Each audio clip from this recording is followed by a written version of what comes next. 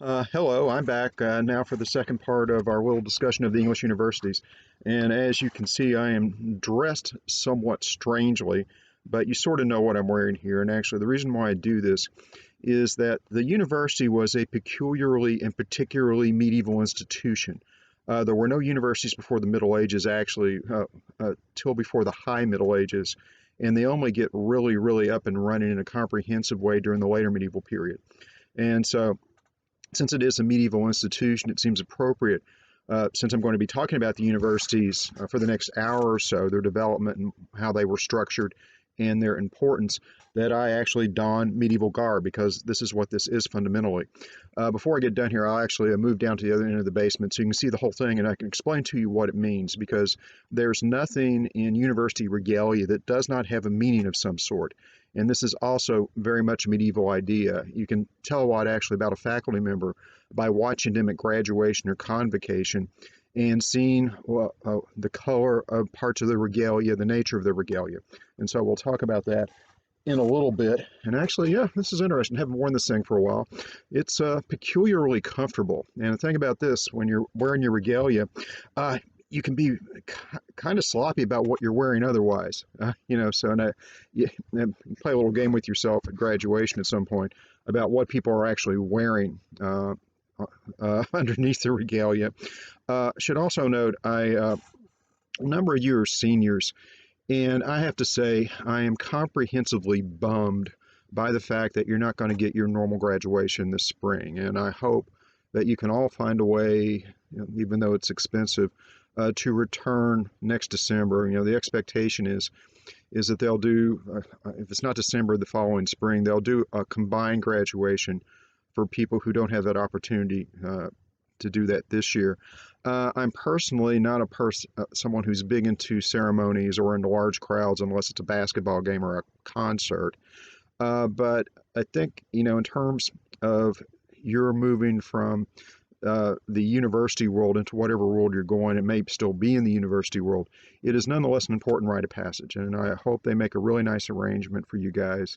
This is one thing where I feel great empathy, and my heart goes out to you for some degree, because what's happening this semester and this year is not what you signed on for, and it's an unfortunate reality. I mean, I was also very empathetic toward the students who were graduating in 2009 after the financial crash, but the case there was they got their graduation. That wasn't an issue. They were just going out into a fairly stark, fairly harsh world. And this is that plus this other issue as well. And so I hope you guys can find a way to make it back for your graduation whenever they give you the opportunity to do it. Now, what can we say about the university? And if you recall, actually, when I was talking about towns and country in the last topic, I had mentioned the term universitas and the term collegium, and references to guilds, and I told you to keep those terms in mind. And this is the reason why, because what a university was fundamentally was an educational guild. It is part and parcel of the guild movement of the high medieval period. It's just a very particular type of guild created for a very specific function. In terms of the term universitas, you will see it applied in a lot of different contexts during the Middle Ages. It was a fairly commonly used word. For instance, it could be applied to a monastery. It could be applied to a bishopric. It could be applied to the canons, chapters of canons in a cathedral. It was also applied to town guilds and merchant guilds frequently. And the reason for this is that it's a broad umbrella term with a specific meaning.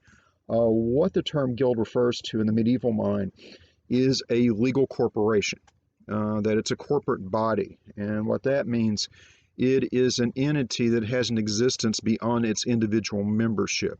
It's something that, as an entity, as an organization, from a legal perspective, can sue and be sued in court. And so it's this creation of this very specific type of legal body. And the words collegium and communitas had more or less the same meaning in the Middle Ages. In terms of their connection to what's going on in the university, they take slightly different paths, but we'll come back to that. Communitas kind of falls out of use. Collegium, college, we've continued to use in various contexts since then. In the Middle Ages, the terms were all virtually synonymous with one another. Now, in terms of the date of founding of the oldest universities, it's kind of shrouded in mystery. It's somewhat uncertain because these bodies probably had existence, the universities, before they were given official charters by some sort of charter granting authority, whether it's the Pope or a king or somebody like that. We know the date of their chartering because the charters often remain. And so you can tell that they are in existence by this point. How much in existence they were prior to this is often kind of a fuzzy area. We can't get at it precisely. In some cases, depending upon the individual university, we have a sense of it, but it's never that precise. Now, in terms of the universities that were founded in Europe during the medieval period, there were two patterns of organization. There were two broad types of universities, and we'll sort of take them in turn. The first type was the Mediterranean Student Guild. This is what you would be most likely to find in Italy and other parts of Mediterranean Europe, but most specifically Italy. And these were also the earliest universities. This is where the movement to create these universities actually starts. It's where it has its origins. And if you're talking about the earliest of clearly organized European universities, most people gravitate toward a discussion of the University of Bologna in northern Italy. And the reason for this, well, basically, Bologna had probably never entirely lost private tutoring and teaching, even during the worst parts of the early Middle Ages. And it was certainly a center of teaching of rhetoric by private masters as you move into the high medieval period. So there was already an educational function within Bologna to begin with. It's kind of laid a basis for this. And as you move into the early 12th century, what you see in Bologna is probably not terribly surprising given our earlier discussion about educational institutions. There was a municipal arts school in Bologna, and it also provided a bit of training in law beyond just teaching in the liberal arts that we talked about, those 7 fields, the trivium and the quadrivium. There was also a cathedral school at Bologna because there is a bishop at Bologna, and so you have that. There was also a monastic school there. And so it had all 3 of these institutions that we mentioned earlier. But as we pointed out, that as things expand during the high medieval period, these particular institutions weren't that well suited or even willing to meet the demands of this new type of society. And so there was a need for another sort of institution. And this is where the university begins to emerge there. Part of the reason why Bologna becomes significant in this regard is because of the reappearance of something called the Corpus Juris, either Civilis or Civilis, depending upon which system of pronunciation you want to use. I tend to more toward the Civilis, sort of ecclesiastical/Italian pronunciation. But the point here is that you have this late Roman, early Byzantine emperor named Justinian, perhaps the most famous of the Byzantine emperors. One of his big projects in the 6th century was to have all of Roman law, all by his point in time, more than a millennium of it, recodified. And the result of this thing is this thing called the body of civil law under Justinian. At the time, and this was completed in 533, it was sent to the west. Justinian was ruling, obviously, from the east, from Constantinople/Byzantium. It was sent to the west, but it never superseded the Theodosian Code and the Old Roman Law Code, or any of the Germanic law codes that were being established during this period. So it's there, but it's not much used, and it kind of drops out of knowledge after a period of time. But in the late 11th century, it reappears again in the West. Either it's refound there, it's sent back over. And what this means is that you have this basic text, and Bologna was very important in the recovery of this text and the popularizing of this text, that you could use as a means of commenting on all the laws that were in effect in Europe at that time, particularly in Italy, since you're down in Italy at that point. And this sort of revival of legal studies was the principal reason for the development of a university initially in Bologna. In terms of the actual recognition of it, it was recognized as a university by charter in 1158, middle of the 12th century. And this is actually very early for universities. That's why Bologna is sort of at the top of the league table in terms of the timing of these things. And the person who granted the charter is a guy named Frederick Barbarossa, the Holy Roman Emperor. I suspect a number of you have already encountered him in Professor Drell's classes, either in the context of the Crusades, of which he was a participant, and also in the context of her course in medieval Italy and the notion of the empire trying to establish its hegemony not just in Germany but also on the Italian peninsula, this notion of the Holy Roman Emperor and his interest in Italy. So anyway, it was recognized by Frederick I, Frederick Barbarossa. In most instances, it's actually the Pope who recognizes a university, but it can be a secular leader as well, like Frederick Barbarossa. And now, so once it's chartered and recognized as a corporation, this enables the university to do a number of things. It, first of all, can issue statutes for itself. It becomes a self-governing entity that establishes its own laws. And for most universities, you have very complex sets of statutes which are every now and again actually revised and added to. And it's just to regulate the standards and life of the university, everything from academic standards to behavior. My favorite example is that I speak from a certain amount of personal experience, and maybe I've mentioned this in class at some point, that in some of the early university statutes, and I don't remember precisely which ones, but I have encountered this on a number of occasions, you have a requirement that no faculty member take a dagger into a faculty meeting.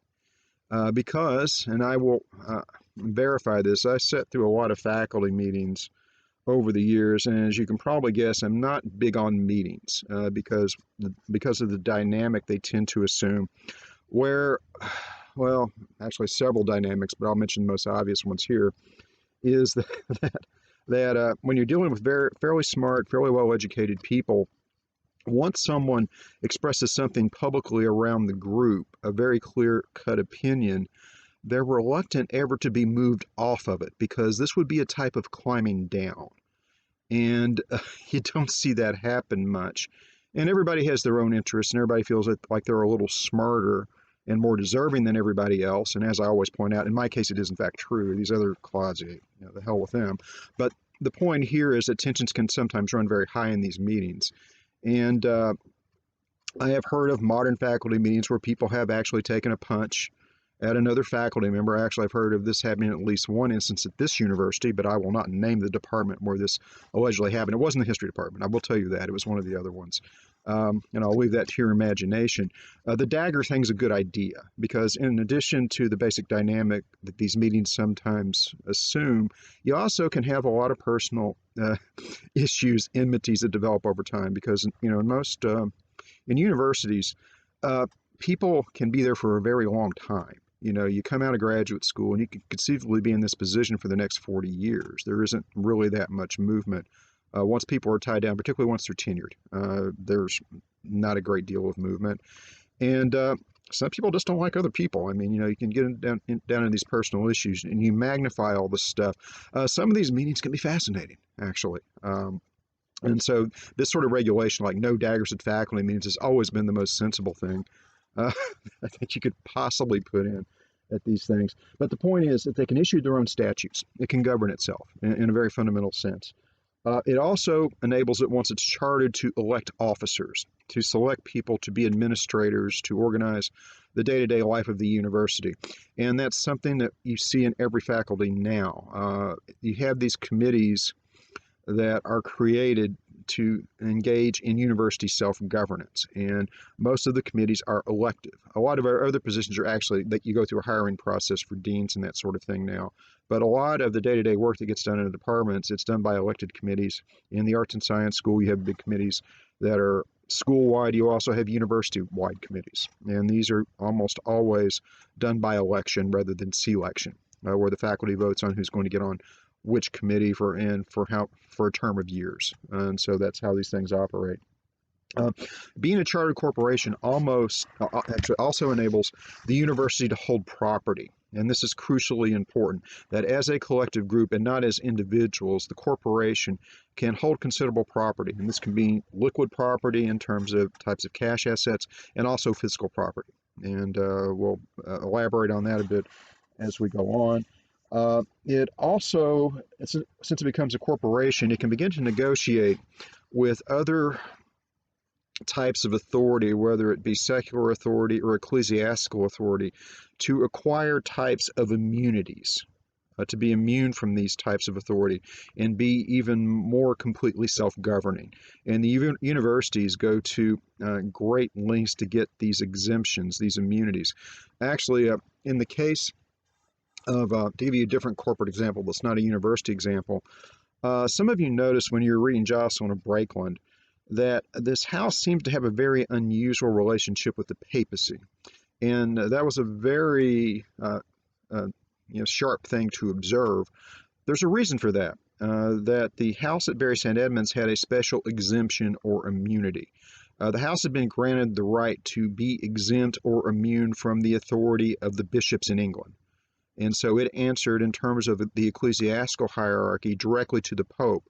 Actually, the way this manifests itself, and it isn't so obvious in Jocelyn, but it's obvious if you look at some of the later chronicles for the abbey, of which there are a couple or three, where when they would select an abbot, what the abbot would then be required to do was to travel to Rome for personal confirmation by the Pope. And it's part of keeping this relationship the way it is because the house very much valued it. It meant that it was free from a lot of obligations by not having to be under the authority of the local bishop or Archbishop of Canterbury, for that matter. And at various points, the Bishop of Norwich, who was the direct bishop above them, tried to reverse this, was not successful at doing it. And the Archbishop of Canterbury wasn't completely thrilled by it, but that was just the way it is. And they were so jealous of guarding this that if a bishop came to town, they were reluctant to let this person in the abbey for fear of setting a precedent that would threaten their immunity. And as sort of a sad sideline to something we'll be talking about later in the semester, there was an abbot elected at Bury in 1361, more in my period, who had to make the trip to the Pope. At that time, the Pope was in Avignon because of the Avignon papacy. And it's also at that point in 1361 that you had the so-called Pestis Secunda, the second plague, or the Pestis Puerorum, the plague of the children, the children's plague. And this man, Henry of Hunstanton, died on the way there. He contracted the plague and perished. And so they almost immediately had to have another election and send the next guy out to the Pope, and he made it back okay. And so this is this notion of immunity, getting this exemption from lay and ecclesiastical authorities of various sorts. And so once you get the charter, the university has legal competency. And that means you begin to see the universities having attorneys and proctors to help them navigate legal issues for them. And that's something that continues down to the present day. UR has a stable of attorneys because you need them in the modern world for various reasons. And so, and beyond this, another thing the university as a corporation could then acquire is what we would call a legal signature or a seal, to seal its documents and make them official pronouncements, things issued by the university. And so this is just what a corporation means. Most corporations in the modern world, they have various of these rights, not maybe immunities to a certain extent, but this notion of something that can hold property, that can sue and be sued, that can buy and sell and function as the legal entity somewhat beyond its individual members. So that's part of it. So where do we find the very beginnings of the University of Bologna? Well, you begin to think that something like a university is appearing when you begin to see certain masters in law, in the subject of law, appearing on the scene. The person that's often identified as kind of the thin end of the wedge on this is a man named Pippo, who was basically a civil jurist in Bologna who began to teach law. And a lot of people associate the very seeds, setting the seeds of the establishment of a university with him. More significant, however, is somebody who came a bit later, a guy named Irnerius, who taught law at Bologna between 1116 and 1140. And so you're moving into the 12th century now. He was the first person to use a comprehensive knowledge of Roman law, as you find in the body of civil law, in commentaries on the codes of law of his day. And so he becomes a legal commenter. He could take any sort of law code, whether it's a late Roman law code like Theodosius's code, which was still bouncing around in Italy, or the Germanic laws for that matter, or any type of law, and he can use his knowledge of Roman law to begin to do commentary on it. And he can do commentary using his knowledge on that law as well. And so what he does is he begins to gloss, G-O-L-S-S, the law codes. Glossing is an important concept here. Um, by glossing them, we don't mean to make them shiny in the literal sense, but as text, it's kind of polishing them up. And what this means is you take a text and you do commentary on it. And glossing is usually assumed to be something that you do in the margins. You have the original text, you write in the margins the commentary to make it more explicable and to place it in a context. It's a type of very sophisticated note taking, but the notes in some cases become more useful than the text itself. And he did this so well that the glosses themselves become types of legal text for legal training and legal text in their own right.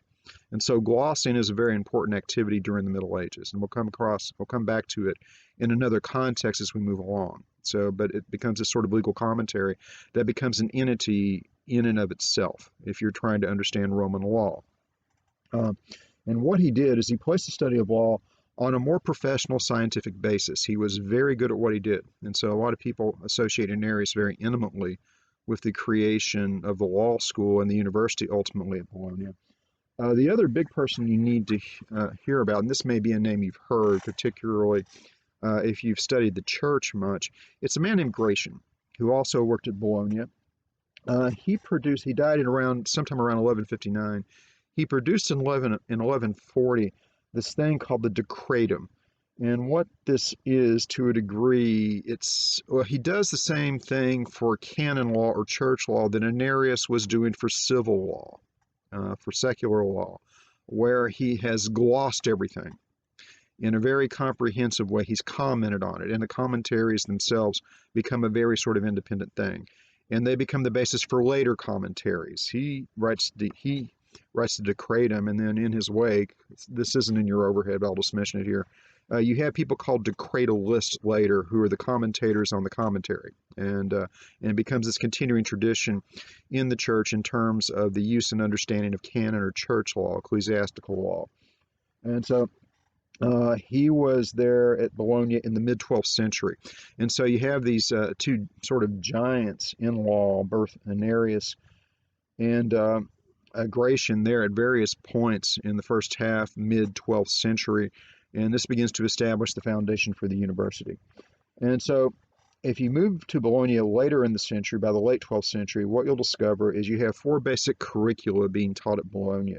You have rhetoric being taught as it had always been, or semi-continuously there.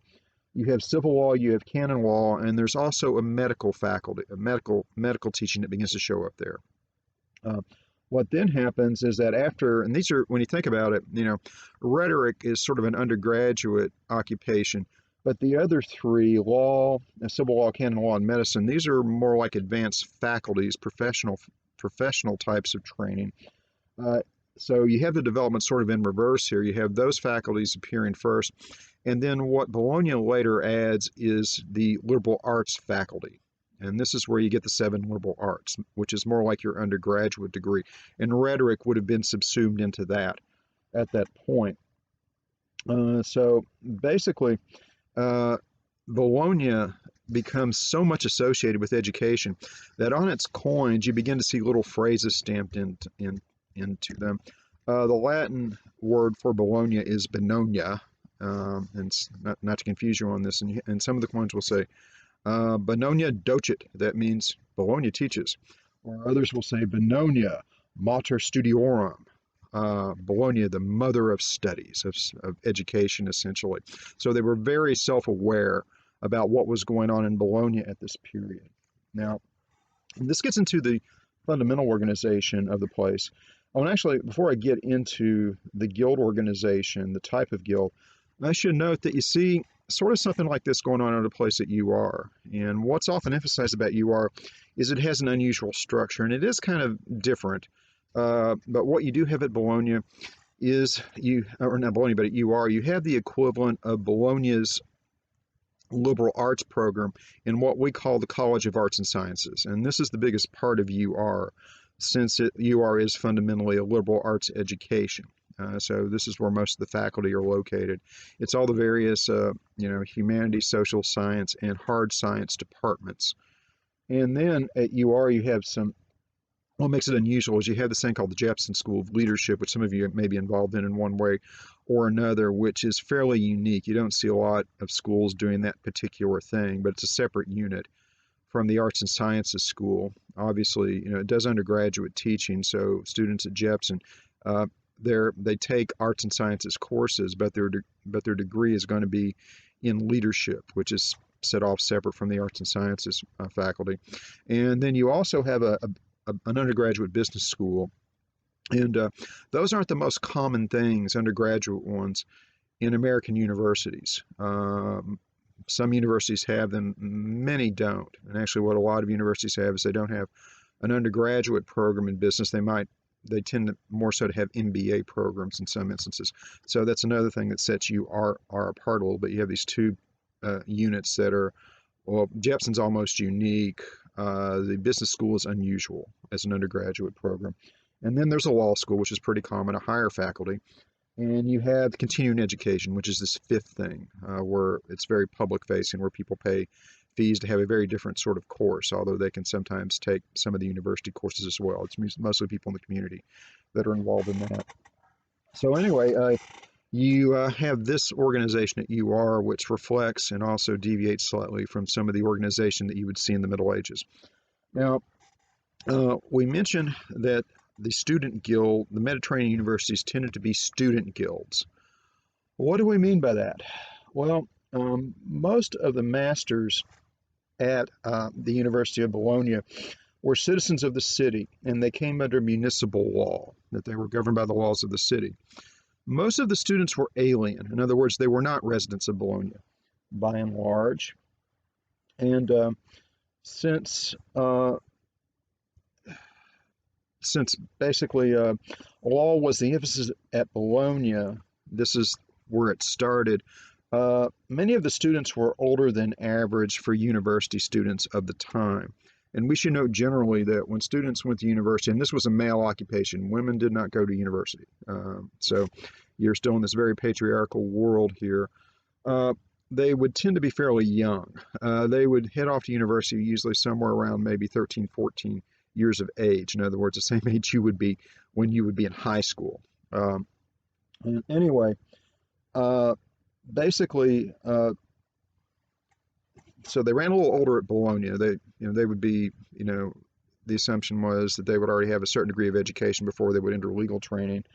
But the students desired to solidify their position in reference to the city since they were outsiders. And what I mean by a student guild is that the university was the guild of students. They ran it. It was a student-run university. And what did this mean in a practical sense? Well, it was the students who decided to have a university for the purpose of protecting themselves from the townsmen, by and large, because they would be somewhat vulnerable to them. The masters, in fact, were compelled to take oaths of obedience to the rectors of the students. In other words, if we were at Bologna, I would be taking an oath to you. You would not be taking an oath to me. You would be considered basically my administrative master. And maybe that sounds like a pretty good idea to you. And it doesn't sound like a great idea to me, actually. The students, in fact, at Bologna determined the curriculum and the degree requirements. They decided what it meant to get a law degree or to get an arts degree or to get whatever degree you would get from Bologna. They would set the bar for it. They would hire the masters. They would set times for lectures. And so they would run basically the whole ball of wax down there. And if, say, for instance, I started a lecture late, which I never do, you would be fined for that, actually, if you were a faculty member. If you ran over time, which I have done a few times in my career, I would be fined for that. So they want precisely the lecture in the time allotted. If I failed to complete the syllabus offered at the beginning of the semester, and they had syllabi, there was an expectation here, I would be fined for that. And that's an interesting thing because in the modern world, it's possible not to complete a syllabus and have nobody get particularly upset about it, actually, particularly in humanities and social science courses. It happens quite frequently because obviously In some cases, in many cases, the syllabus is an aspirational document. It's what you would like to do in a perfect world. And as things go on, sometimes some topics end up taking longer than others, or something intervenes, like you're given an extra week of spring break because of the coronavirus, and the original syllabus goes to hell in a handbasket, or sometimes people have personal problems or personal crises. Lots of things can go on, and you don't get quite as much. And we do live in this peculiar world, I guess, where education, in terms of the completion of it, is one of those things that people are kind of happy to pay for and not necessarily completely get. And so you can take that for whatever it's worth. Uh, Moreover, at Bologna, the masters were unable to leave town without permission of the rector of students. So their movements were restricted by the students. And the masters never really gained a say at Bologna. It remains a student guild, basically. And we should note that the students can enforce their will, through a threat of leaving. In other words, if the masters don't give them what they want, the students will relocate someplace else. Since they're mostly aliens to the city anyway, they'll find other universities to go to, and then the masters are suddenly stuck without a source of income in a university. And so they had pretty good leverage over the masters at Bologna, or at any of these Mediterranean type student guilds. And this was the common pattern in Italy. It's a Mediterranean pattern. And this remains the case to some degree down to the present day, that the organization of these places is fundamentally different than mostly what we've been exposed to in our experience of it, certainly what you've been exposed to, which leads us to the other type of university, the Northern Guilds of Masters. Oh, and actually, one more thing before we get to that, I was going to make a sort of parenthetical comment about student guilds. There have been times, I was at UR continuously from 2003 to 2016 for about 13 years. And during that period, even though it's in a master's guild tradition, I was getting the distinct impression that we might be heading to student guild land. What gave me that impression was a particular debate we had in the faculty, and this was years ago, about course schedules. When I first arrived here, the way classes were scheduled was fairly standard in most places. You had some Tuesday, Thursday classes, you had some Monday, Wednesday, Friday classes. Some classes meet 3 days a week, some classes meet 2 days a week.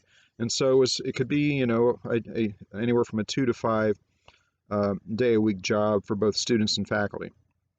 And there were a lot of early classes, and I was kind of famous for being the one guy in the department because I tend to be up very early in the morning. There's I guess a chicken or egg issue there, who would actually willingly, in most cases, teach 8 and 9 o'clock classes. So I was in early virtually every day, and I was happy to do the Monday, Wednesday, Friday schedule, and I would teach 3 days a week.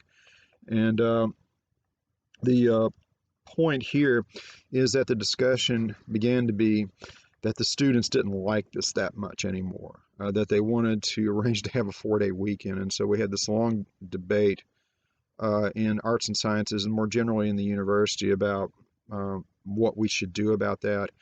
I should note that I wasn't particularly vocal about it, but I was somebody who dissented from the ultimate decision to alter the course schedule. And the reason for that is, looking at it, I felt we were going to create a situation where nobody wants to be on campus, and this includes the faculty, more than 2 days a week. Everybody would try to schedule everything either Monday, Wednesday, or Tuesday, Thursday. And you had this problem: if you don't have the mix of early classes, everybody wants their classes between 10 a.m. and 2 in the afternoon.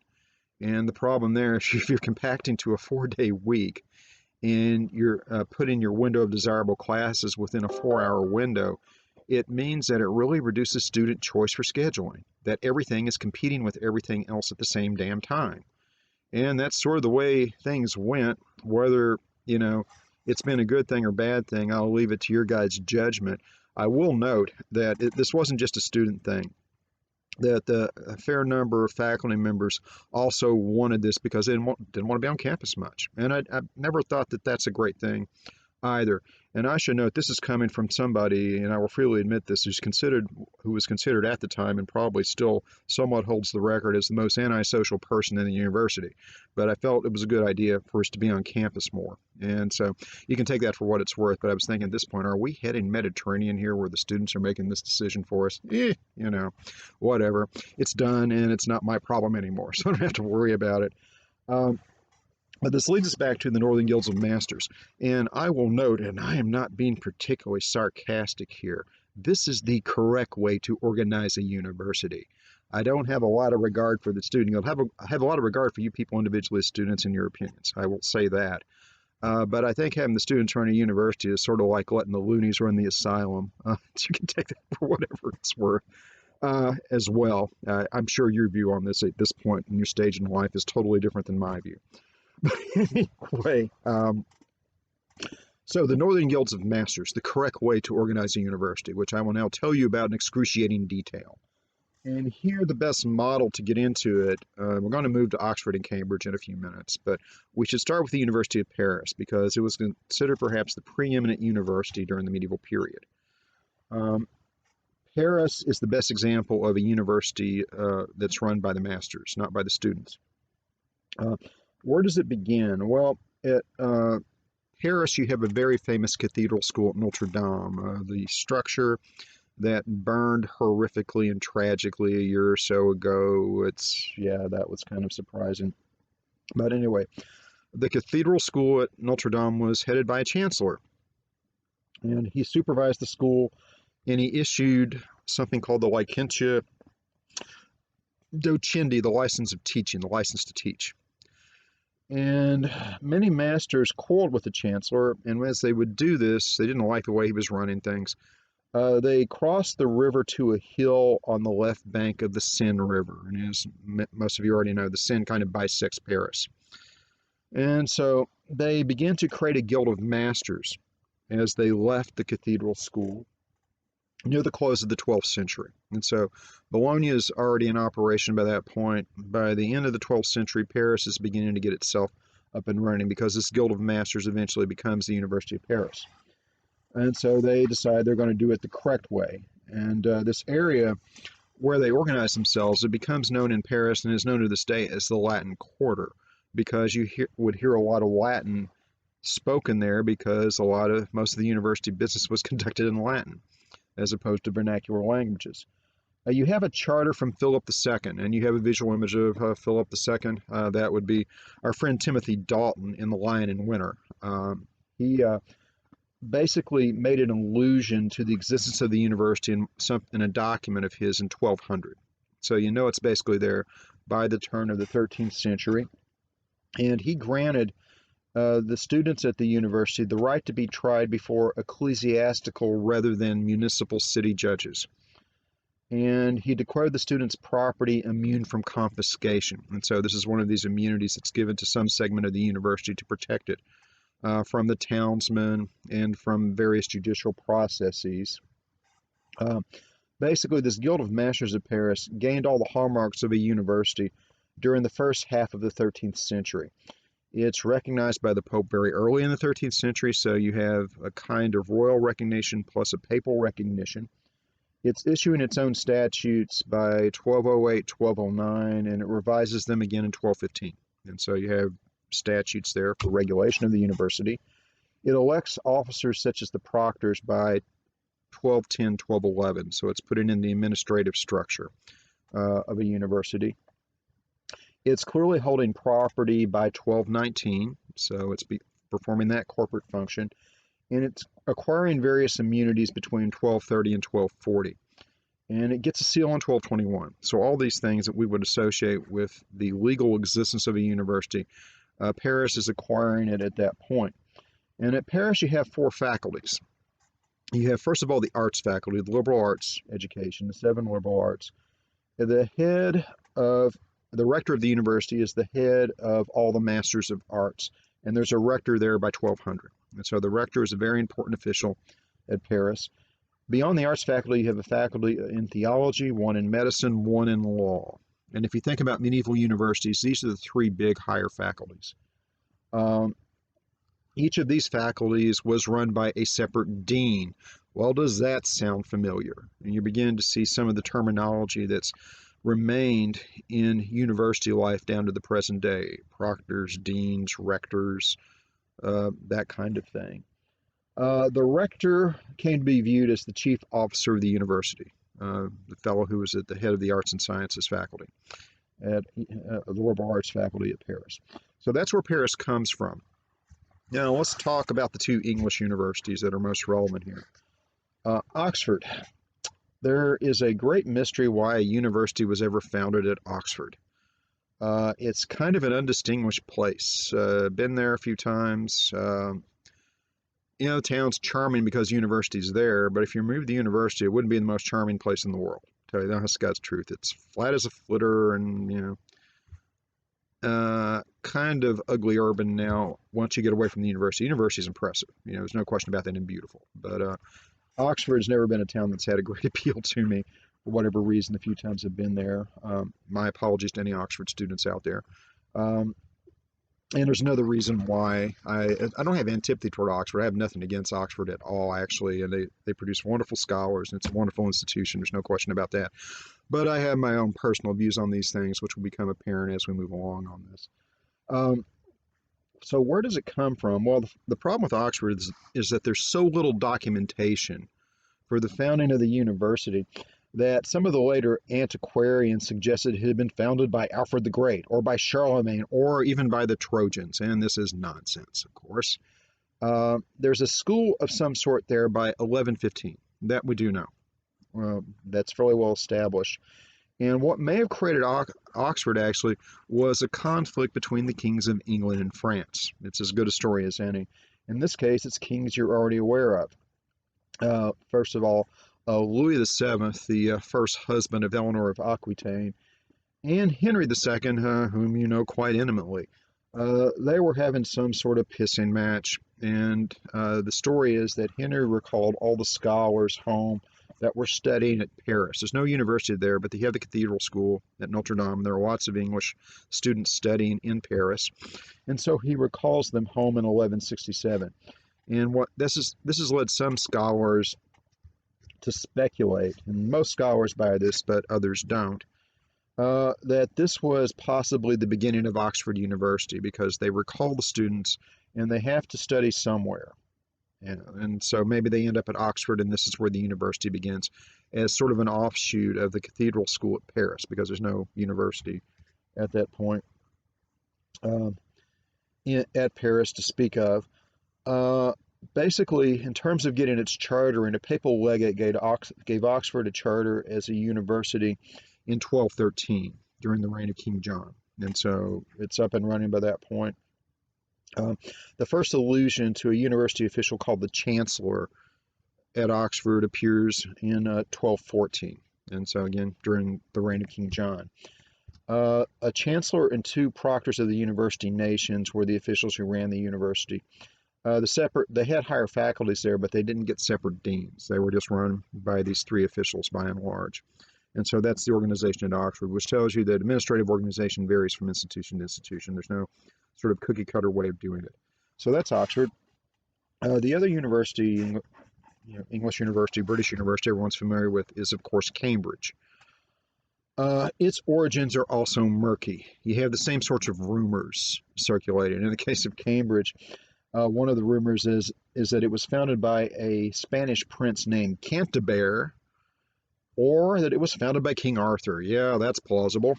Anyway, the best speculation is that it was probably founded by immigrants from Oxford and Paris, those universities. It's a little bit later than those two. There were several quarrels between the university and the town in Oxford. And you often have these, we call them town gown conflicts, and we'll talk about this more in a few moments. But basically, this is where the university gets into some sort of fracas with the town. And what can happen is that if the town doesn't buckle under to the university's wants and needs, or if it becomes too unpleasant just to continue there, the students, the faculty, sometimes both, can declare something called a cessatio or a cessatio, which is basically a strike. And what happens in these strikes occasionally is they shut down, and in the most extreme instances, they will just relocate, basically just leave. And there's some speculation that because of one of these conflicts, a good part of a fair number of students and masters from Oxford in 1209 relocated to Cambridge, and this would be the roots of the beginning of the university early in the 13th century.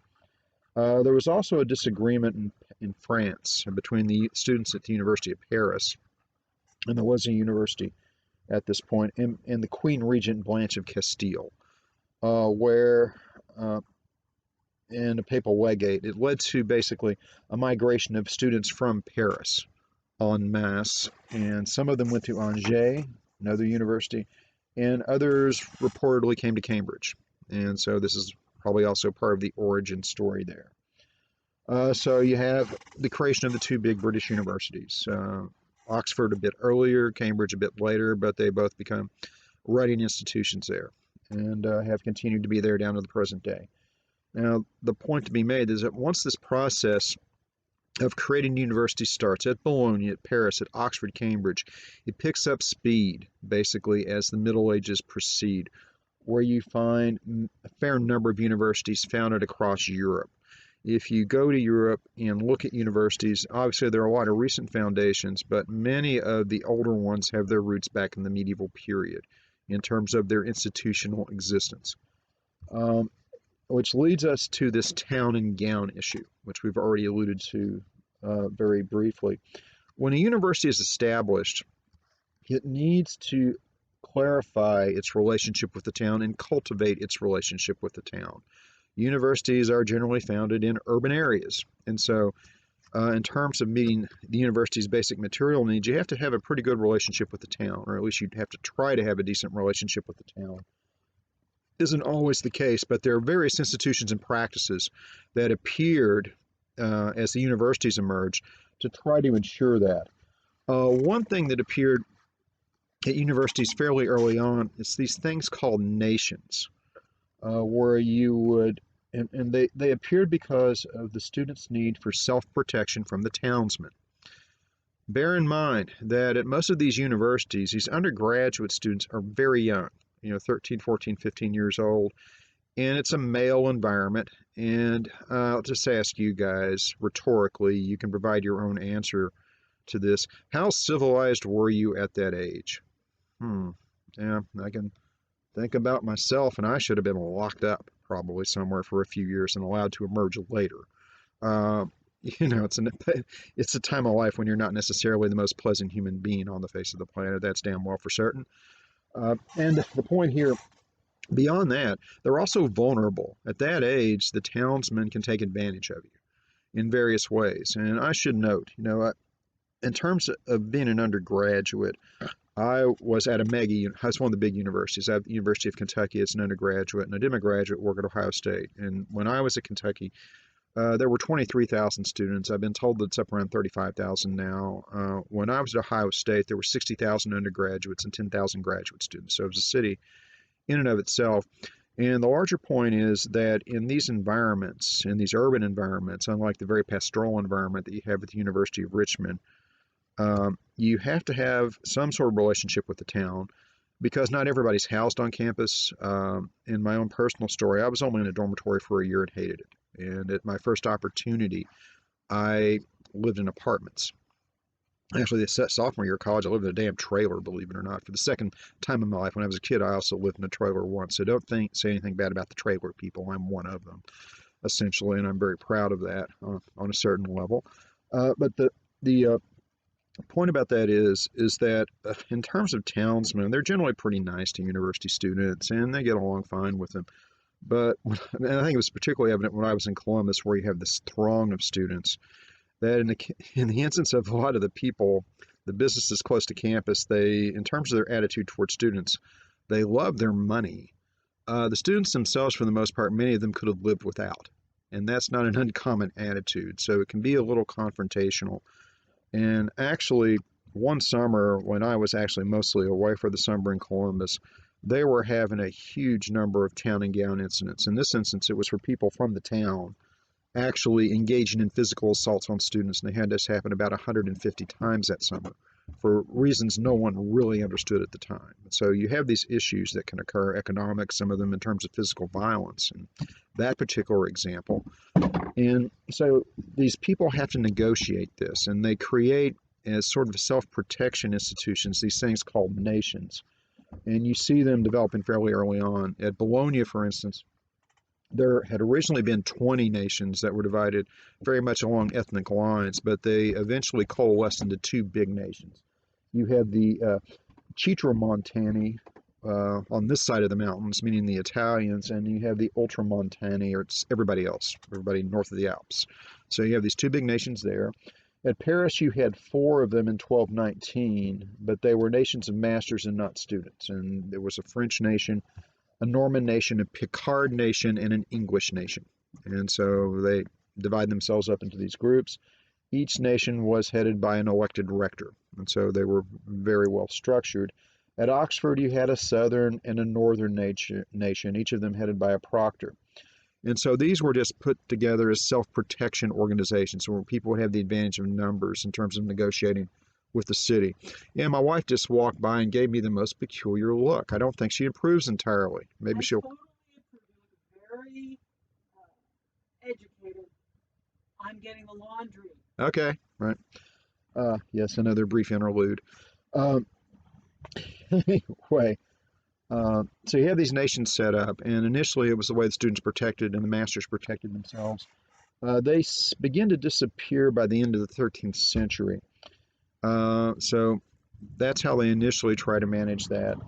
The other thing that the universities try to acquire is immunity. And there was a long struggle by universities to free themselves from both lay and ecclesiastical authority, to be totally legally independent institutions. We should note that all students at a university were in minor orders, something we'd alluded to a bit earlier. And this, theoretically, since they were a step below priest, but in minor orders within the church, meant that they were technically exempt from secular government, but they would try to get this formalized in some way, if at all possible. The heads of the university, over time, were given an increasing amount of secular authority to govern secular matters for themselves and not have to go to the royal courts or any sort of local traditional customary courts to deal with any sort of legal disputes. What you do find is a fairly common phenomenon would be student riots, and this would usually occur over issues of lodging and housing. That if the students felt like they were being gouged by the food vendors or by the people who own rental property, then they would sometimes organize themselves and riot. They would sometimes block off parts of the city, and you would have actual sieges going on between the townsmen and the students. And I should note, having lived in off-campus property all the way for 3 years of my undergraduate experience, and obviously all the way through graduate school, sometimes you wanted to riot. Particularly when I was in Columbus, and this is neither here nor there, but it's a vaguely amusing anecdote. When I was in graduate school, I rented initially from this property company called DeSantis Properties. And as it was the case in Columbus at that time, DeSantis had a quasi-monopoly on most of the student rental property near the campus at Ohio State. And this was a lot of rental property. It was a very big company. And Mr. DeSantis, Al DeSantis, he acquired a reputation as being a bit of a slumlord. And the campus paper, the Ohio Lantern, decided they began to parody him in some of the student drawn cartoons, and he got so upset he tried to actually sue the university newspaper over it. Kind of thin-skinned, I guess. I guess he thought it might be hurting business, but he had such a near monopoly, it wasn't going to hurt his business that much. And I personally didn't have much trouble with him when I rented from him. I did have a Pacific Heights sort of story at one point, but that's something separate from him. It was not him. It was somebody else who was renting in the building. And that's actually my wife, who was not yet my wife at that point, is somewhat involved in that story. He got a couple hours sometimes. It is intriguing. Uh, anyway, What happened to Mr. DeSantis is they eventually discovered that he had engaged in large-scale tax evasion and he ended up in federal prison. And they immediately renamed the company from DeSantis Properties to Olentangy Management Group or something like that.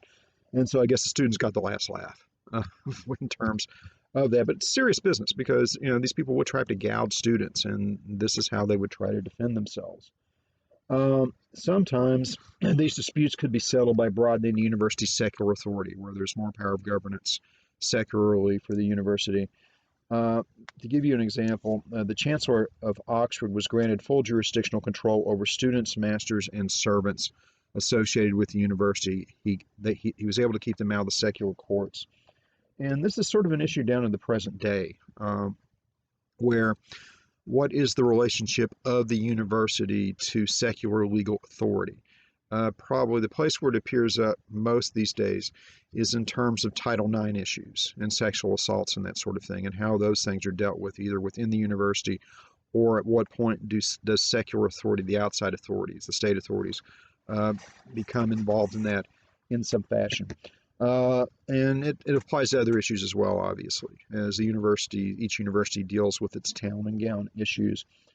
In the case of the Chancellor of Oxford, he gained the power to resolve quarrels over the prices of lodging and food, and this was a way of reducing the tension between the students and the university. He also got the right to supervise the guilds producing necessary items for the university. For instance, for a university, your local parchment makers are very significant, and so you would want them regulated in a way where you could buy, both as masters and as students, writing materials, parchments, quills, that sort of thing, at a reasonable price, and assure the supply of them, since they're very much needed in the university. Paris freed itself from the control of the Chancellor of Notre Dame and from the Bishop of Paris, so it gets rid of its being subjected to ecclesiastical authorities. And there was also a dispute at Paris over whether students could be punished by lay courts, and the king eventually decided to protect them from that and immunize them from the lay courts to protect them as clerks. And so they struggle to acquire these immunities. Now, this leads us at this point back to a term we've already talked about. This notion of colleges, what those are. They come to mean something a little bit different in the medieval example. We use the term almost interchangeably. The distinction in America is that you call anything with a higher faculty a university. And since we have a law school at UR, that makes UR a university. Colleges are just basic liberal arts programs. And so a place like Sweetbriar, for instance, it doesn't actually have any higher faculty. It's a college. And this gets fuzzy sometimes, and it goes both ways, but that's the general distinction in American universities between a college and a university. In the case of what college means in medieval universities, it comes to mean something very specific. It becomes an organization within the university, ultimately. When universities are first created, they're just the people. It's a corporation. It's a group of people who've acquired the right to be a corporation. It doesn't initially necessarily hold property of its own. And the university was the guild, essentially. And to get classrooms and lodging, they would have to negotiate within the town for that, since they didn't own property initially. And this is what sets these early universities very much apart from American universities. When you're traveling toward the University of Richmond, it's very clear when you have arrived there, because at every entrance as you driving in, there's a sign that says the University of Richmond. In other words, the University of Richmond has a clear territorial identity. It's absolutely apparent where the western portion of the city of Richmond and Henrico is and where the university is. Or an even better example is actually Ohio State, that the university, there's this thing called High Street. It's north-south. It's the main north-south axis in Columbus, where Ohio State is. And to the east of High Street is the town. To the west of High Street is the university. You just cross the street, basically. And I should note, and I don't know if I've mentioned this already or not, but when I first arrived in Columbus in '87 to begin my work on my PhD there, The drinking age in Ohio was still 18, which meant, and they were grandfathering it up to 21 at that point. But it meant the first year I was there that all 60,000 students at the Ohio State University were of legal drinking age upon arrival, which meant that on High Street you had bookstores and some head shops and things like that you would expect to see, on a college campus. But you also had this string of bars and nightclubs because the students would pour out across High Street. And on a football weekend, say Michigan was in town to play football, on a weekend you have a lot of alumni come into for the football game. And actually, I would just stay inside on those nights. Not that I'm a stick in the mud, and as you probably gathered, I've been known to take a drink occasionally, but the point here was it would get so wild on football weekends because everybody was of drinking age that the police in Columbus had to physically rope off the road on either side of High Street and let people through to keep drunken students from falling out in High Street and being run over. So that was my Friday and sometimes Saturday experience on weekends at Columbus when I first went to graduate school up there. It's calmed down, and actually once the drinking age got grandfathered into 21, a lot of those nightclubs went out of business actually. But so these environments, universities change over time. And that's neither here nor there, but the point is that they have to negotiate with the town initially to get classrooms and lodging. But what does develop over time is this concept of a college. Colleges were created for poorer students, students of less means, and they began to appear during the second half of the 13th century. It was to give students another option instead of negotiating with the town for lodgings. And the way this works, it starts really at Paris, as most things do in terms of university organization. There was a fellow named Robert de Sorbonne, who was the personal confessor to the king, important, ecclesiastical guy. And as he, in his declining years, he decided to leave a legacy for the young men from his native region. And so he left money to procure a house for the poor scholars interested in the study of theology. So they actually physically buy property. And this property becomes a college, and they name it after him. It's today called the Sorbonne. And you probably have heard about this already. It's the most, it's very, very well known, quite famous. It began as a residence hall for 10 or 15 students. And so what you begin to see developing, in particular in these northern universities, are these colleges to provide basically a place for students to lay their heads down. Eventually, they begin to provide food services to feed the students to some degree. And it allows them not to have to negotiate with the townsmen. So when you hear about these colleges in a place like Oxford or Cambridge, because they go over to the college system as well, that's what they're talking about. It becomes part of the social life of the student. You have your academic orientation, then you have your social orientation. In these institutions down to the present day, the colleges provide a great deal of that social orientation.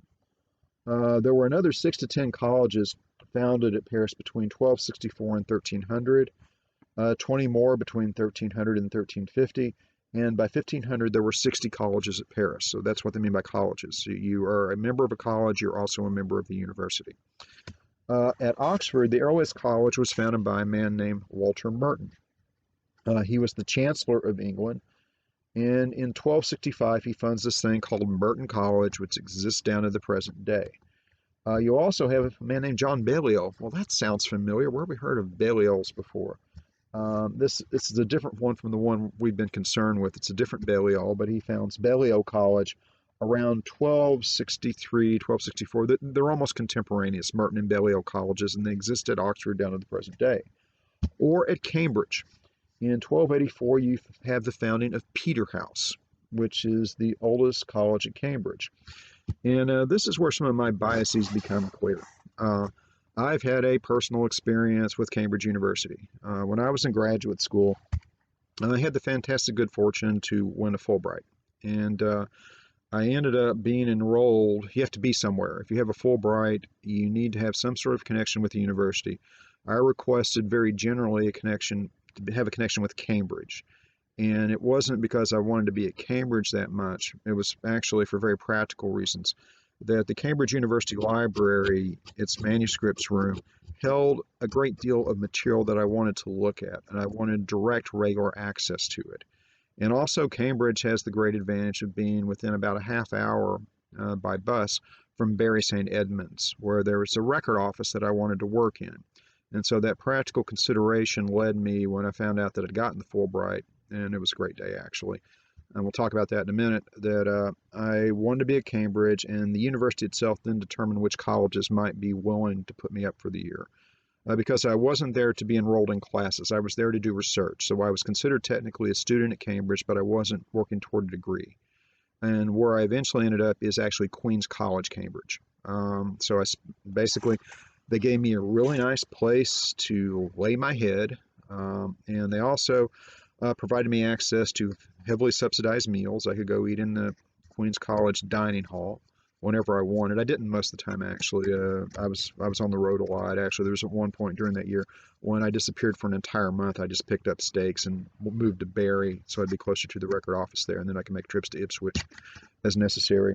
But anyway, I spent a year and I got to see sort of the rhythms of the place, and it was a fascinating experience to do it. When I was there, actually, the patrons of Queen's College, and all these colleges have patrons. The patron is actually at that point was the Queen Mum. In other words, the mother of the current Queen Elizabeth, and the Queen Mum was quite elderly at that point. If she hadn't reached triple digits by that point, she was very close to it. And there was this fear that year that she would pass away while we were there, because if she passed away, it was required by tradition that the college go into mourning, and they would cancel the May dance, which is actually held in June for some reason. And all these people who were more continuing students there, they were really concerned about that.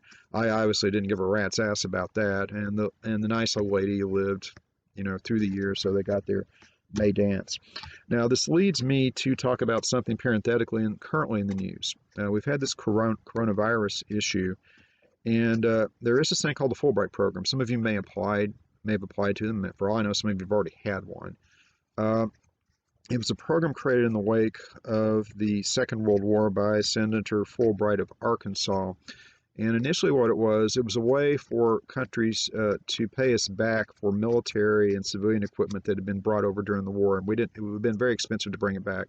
So we just let them have it on the agreement that maybe you take some of our students and give them an experience. And it blossomed into this amazing program where we send Fulbrighters all over the world. If you're a student, I was a graduate student, you get a year grant. It's a type of freedom where for me, it was a year to think about nothing but the things I wanted to think about, and to do it in a very nice environment and have access to all the materials that were part of what I was thinking about at that point. The reason why I mention it now is there was an article in the newspaper today about how all the Fulbrighters, because of the coronavirus, have been called home without completing their Fulbright years. And there were about 3,000 of them actually scattered all over the world. And for them, this is a fairly wrenching experience. Everybody's sacrificing something. They're sacrificing something as well. And the question is, what are they ultimately going to do about that? I had a very placid year. It was 92, 93, not that much going on except for a presidential election in the U.S., which was fascinating to watch from the perspective of being enrolled at Cambridge and hanging out with the Cambridge crowd. So anyway, and I should also note about Cambridge.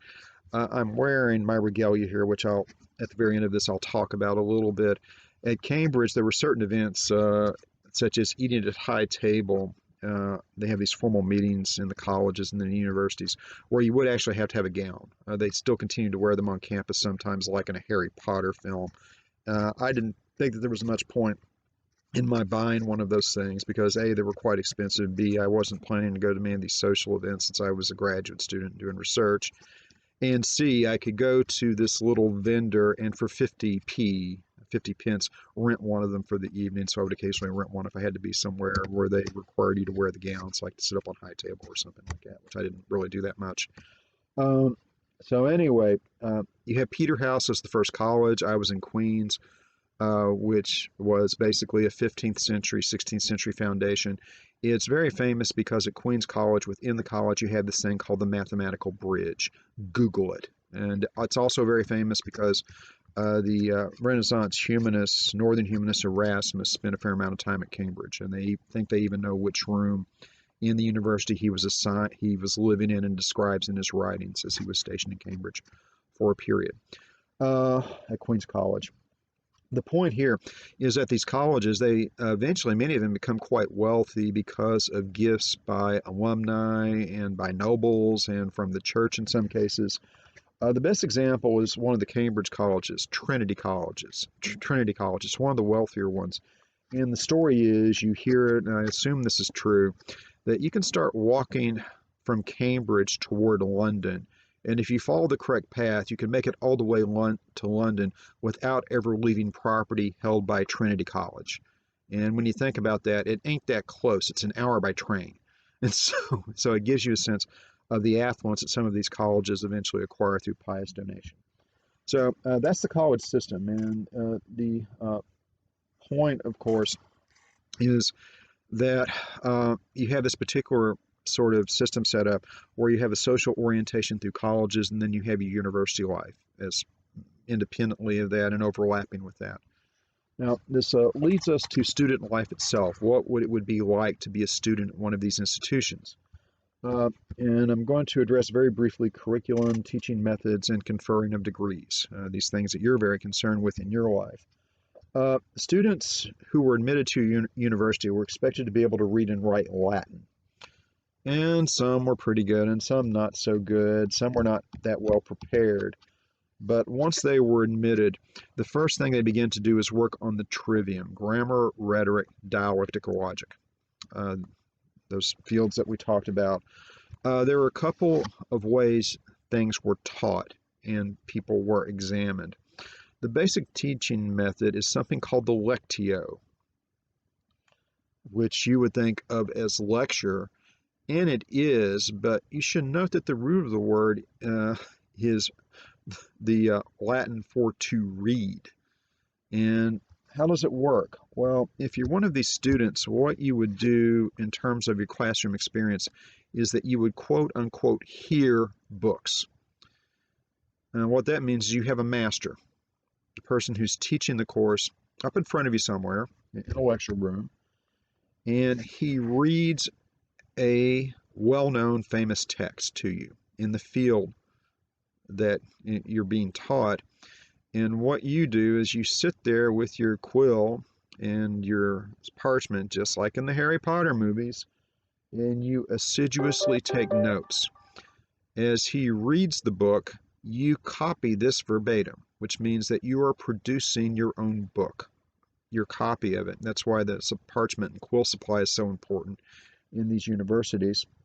And then, as he reads the text, he'll stop occasionally, and then he will begin to gloss the text. He will do commentary on what he's just read out to you that you've copied. So in the margins, you begin to gloss your copy. And so what you get at the end of this, in hearing the book, is an annotated, commentated upon copy of the book. So you get the book, plus you get the master's expertise on the book. And so you're literally hearing the book. He would explicate difficult passages. He would elaborate on certain things. And so this is how this works as a teaching method. He would give you just more comments to help you appreciate the book. Sometimes he might try to entertain you, which we all try to do at some point, because it's pretty dire to listen to me, even in this crazy get-up talking to you for an hour and a half. So the lectio was the basic method where you hear books. The other part of this is something called the questio, or the question. This was public disputation. This was the other way that people trained. They learned to engage in intellectual argument in public. This wasn't you and the master sitting in an office. This was out for the world to see in a very fundamental way. There were a couple of types of these questions. There was the questio disputata. This was the more common version, where there would be a simple question on some disputed point put forward. This is the question we're going to talk about. Sometimes what they would do is they would set up contradictory text or authorities. Like, for instance, in this part of the Bible it says this, in this part of the Bible it says that, which is common, or this theologian says this about this theologian says something contradictory.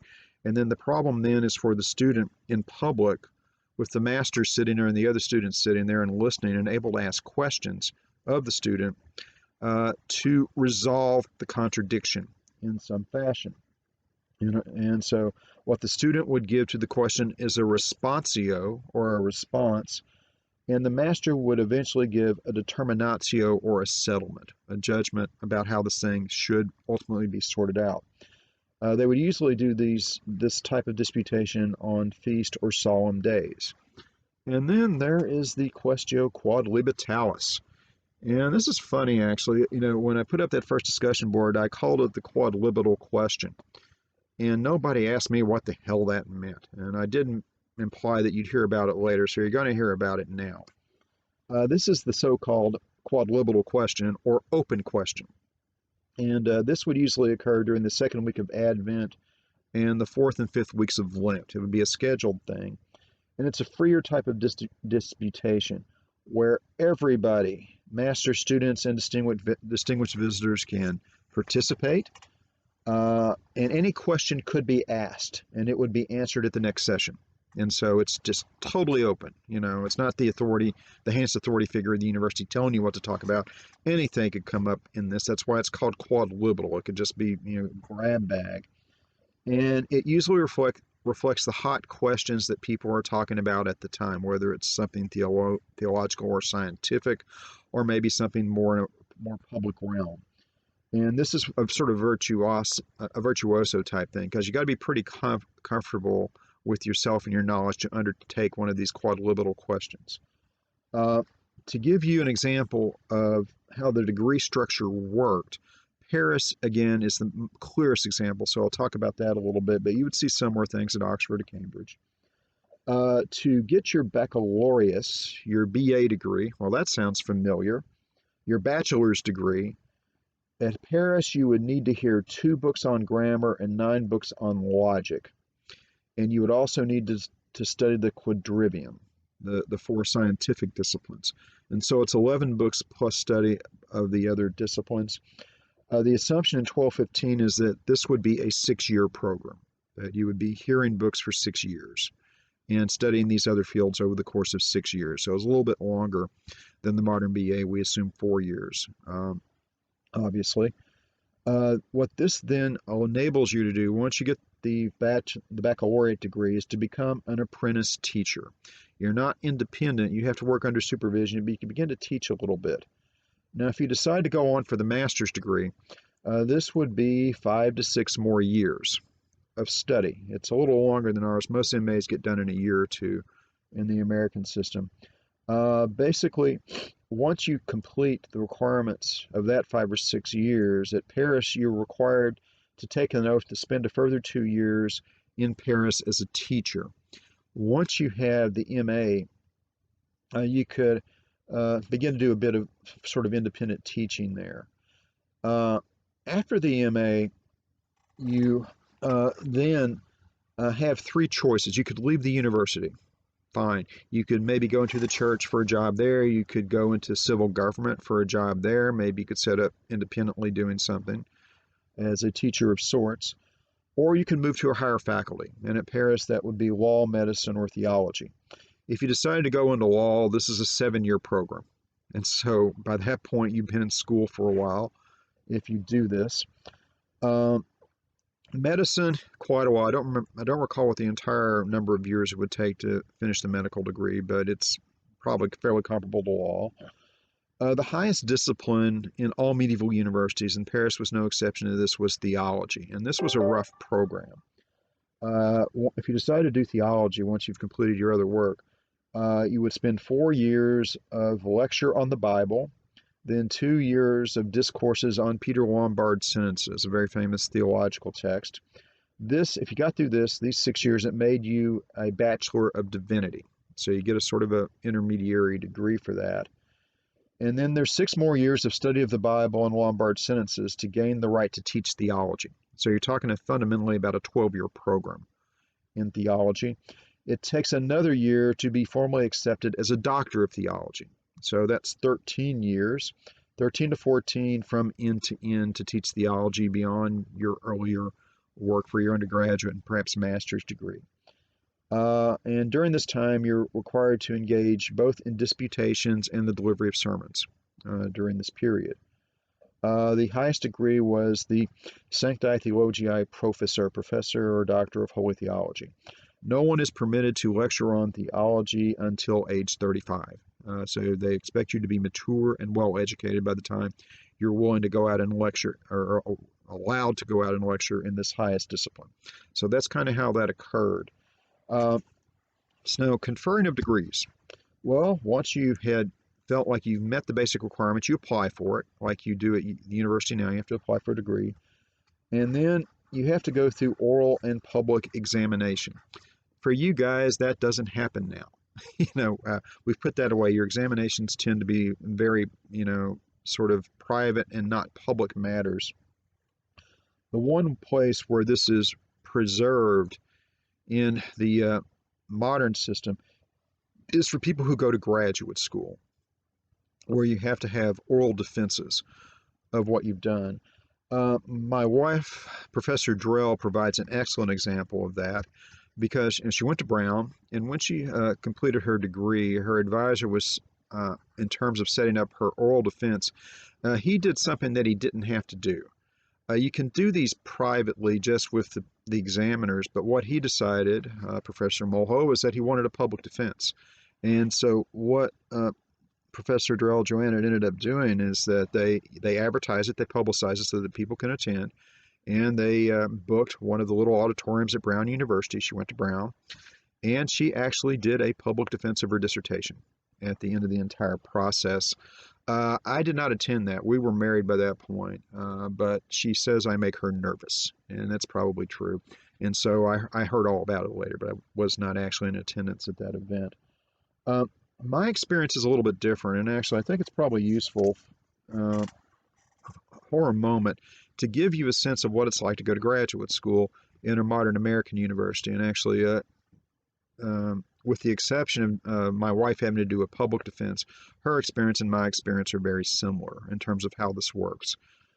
Basically, as you know, I went to Ohio State to do my PhD work. I actually did a master's degree down in Kentucky, but that's a different issue.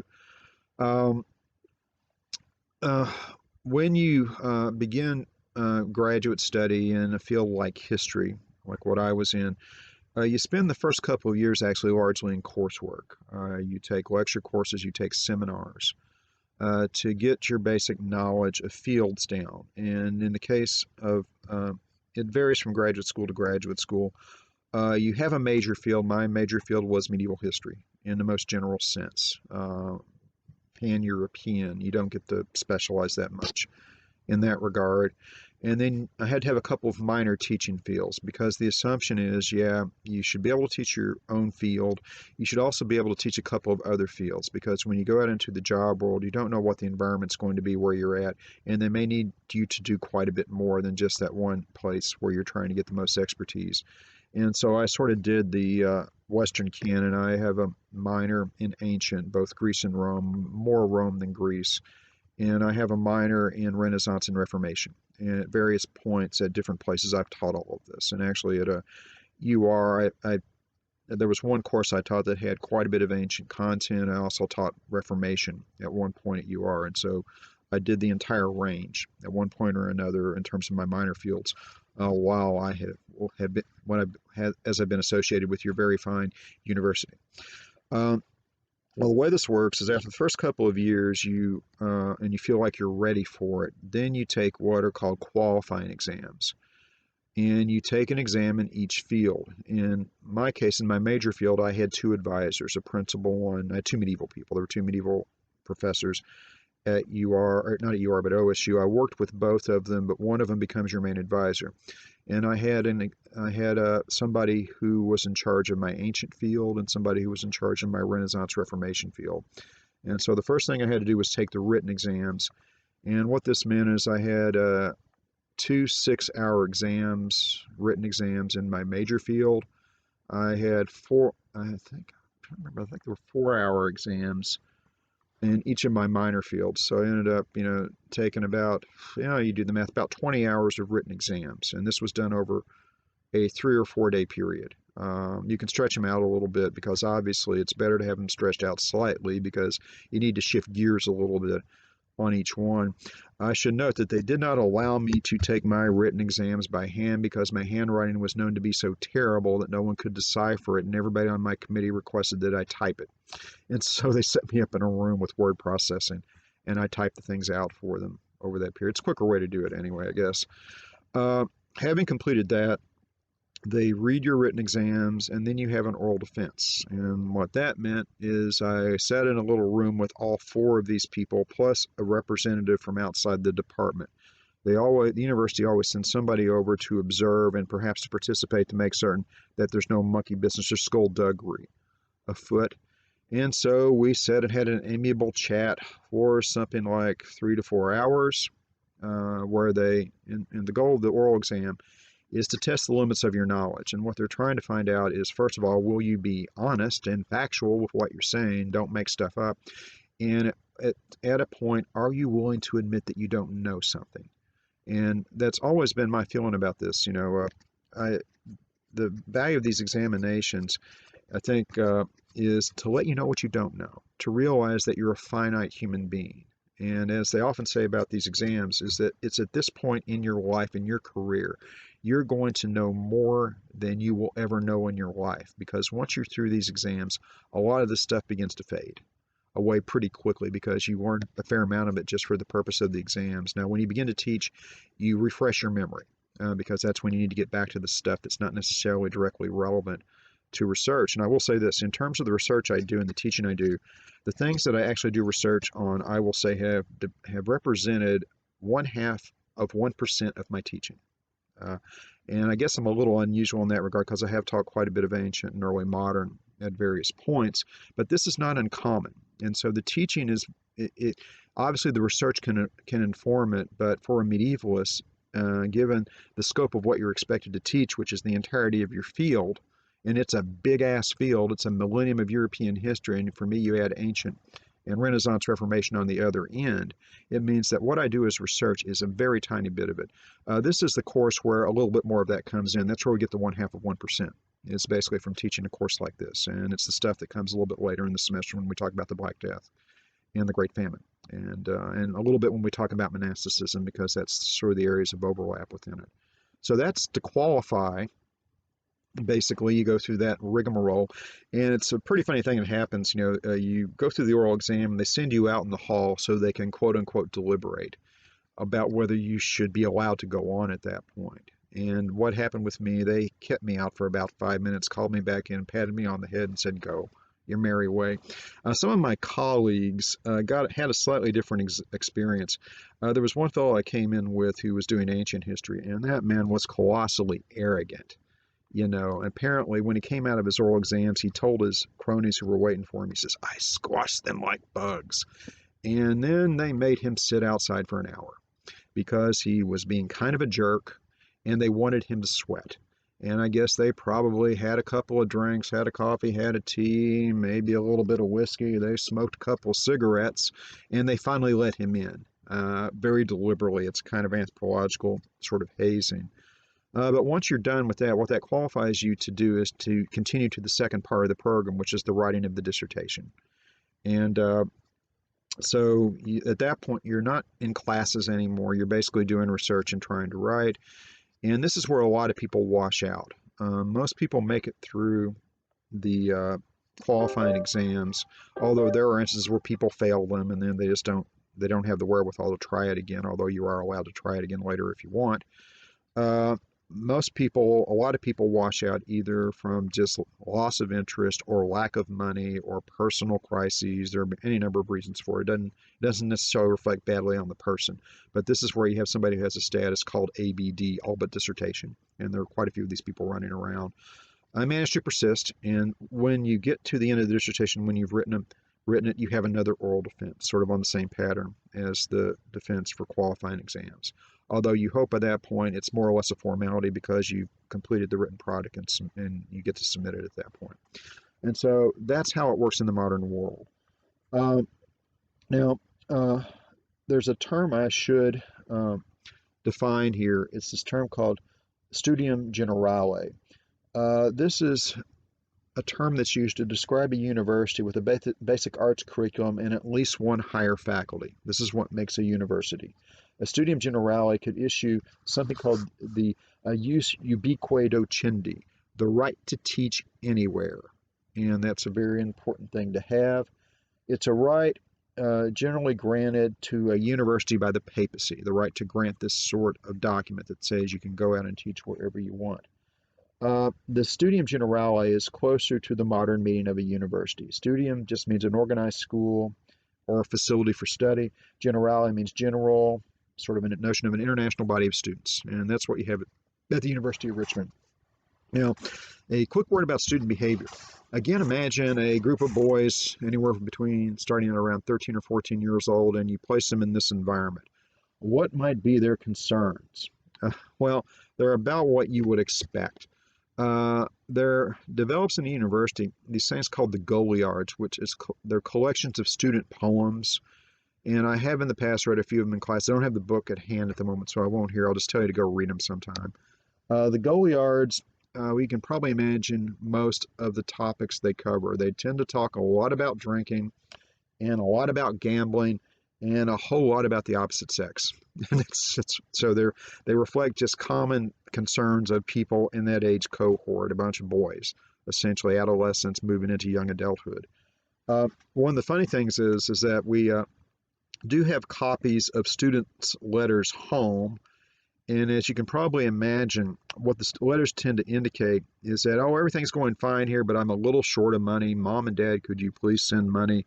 Does that sound familiar? Actually, what developed are these things called formularies, where people put together model letters that students could then take. They could copy it down, and they would have blanks where they would fill in their own names to make the most effective plea to the parental units to send cash. And so that's just a really common thing in student life. This leads us finally, as we begin to close it down, the impact of the university. Universities performed several functions for medieval civilization. First of all, they did scholarship. That's a lot of what they're there for, because they have a broader curriculum, and you have a lot of really smart people and educated and talented people assembling, and so they start doing types of research, and they engage in high-grade thought.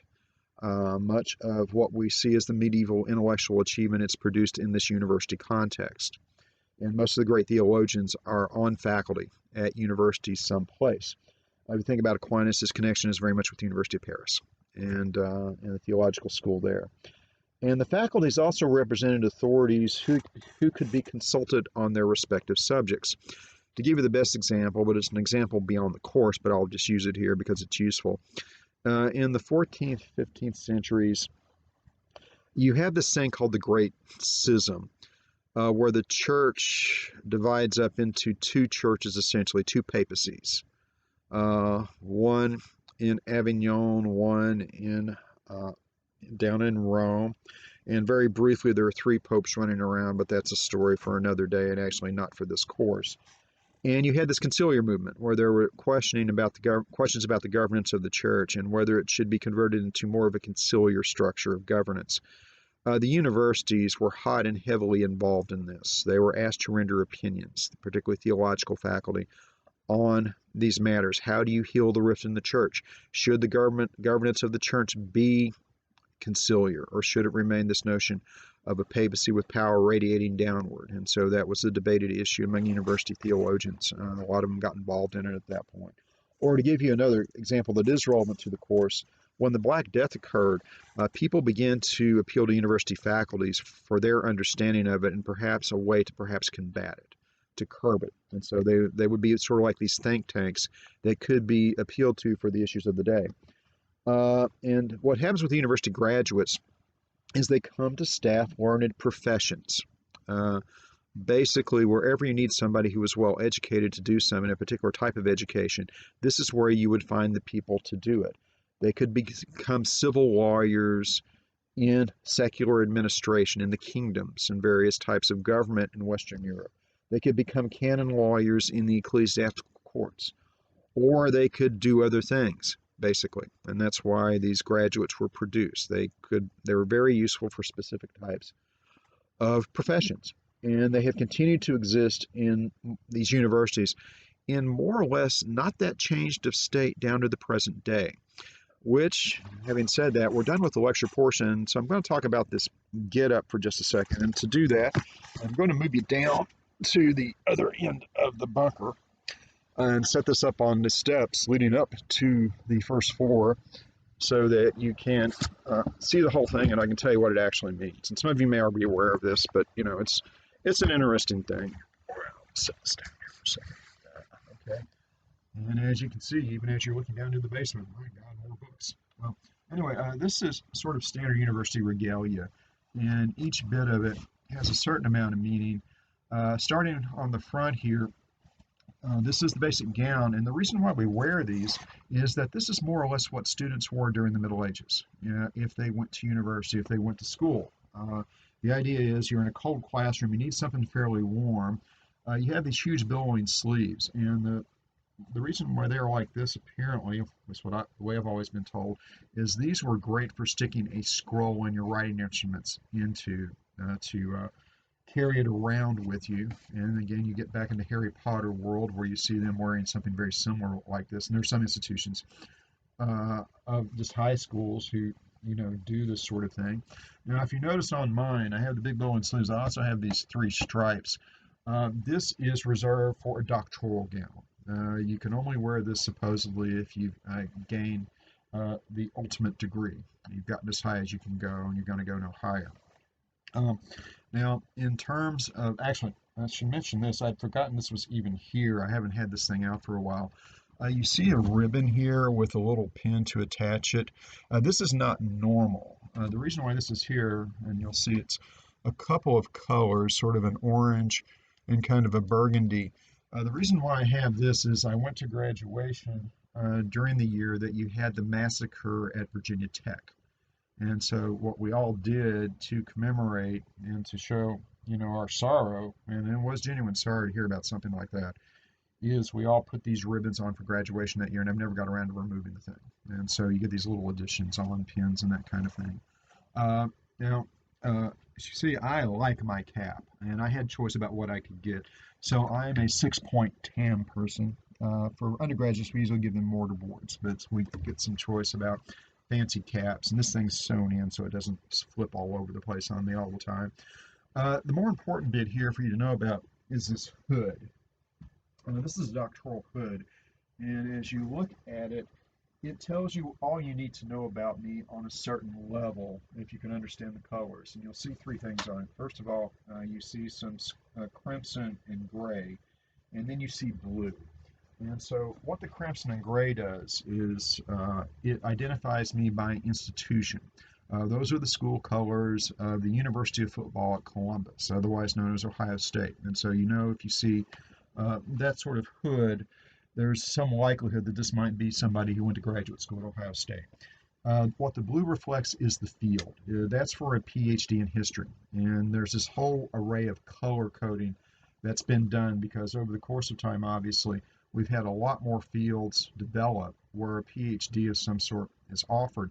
And so you have just dozens of different colors and also quite a bit of overlap because you would see the same sort of thing probably for somebody who did philosophy. Some of the colors, we've had to use them for multiple disciplines in order to have enough colors in this. And so it sort of tells you where the person comes from when you see this. And it's become a more common pattern actually now to also add color to the gowns. When I bought this was the standard one for Ohio State. But apparently, what has happened more recently is they've started also doing scarlet and gray for the gowns, and that's why at some places you will see this sort of thing. Some universities have been doing this for a very long time. For instance, my wife has a PhD from Brown University up in Providence, Rhode Island, and since it is brown, their stuff has always been just solid brown, except for the demarcation of the degree on the hood. Where is it? Johns Hopkins has always had these horrendous yellow things. They all look like bumblebees coming from Johns Hopkins. And Harvard has always done this crimson thing. And so it's different from place to place to place. This is sort of the standard black gown that most people use, but they're becoming somewhat less common now as people begin to shift over to the school colored gowns. And so this is basically it. And so the reason why you have this all done in procession. It's a harking back to the medieval roots of the institution. And so it is a very medieval thing to do. This is why we wear this sort of thing. And if you look at depictions of students sitting in a room, you will see them, and the masters as well, wearing some sort of cap to keep their heads warm, and they'll be wearing these gowns and or some version of them. And so there's great institutional continuity with the universities down to the present day. And there's even this as a continuing symbol of this connection with these original institutions. You know, some people, sometimes in writing, scholarly writing, you'll see some people refer to universities in the ancient world. That is a misuse of the terminology.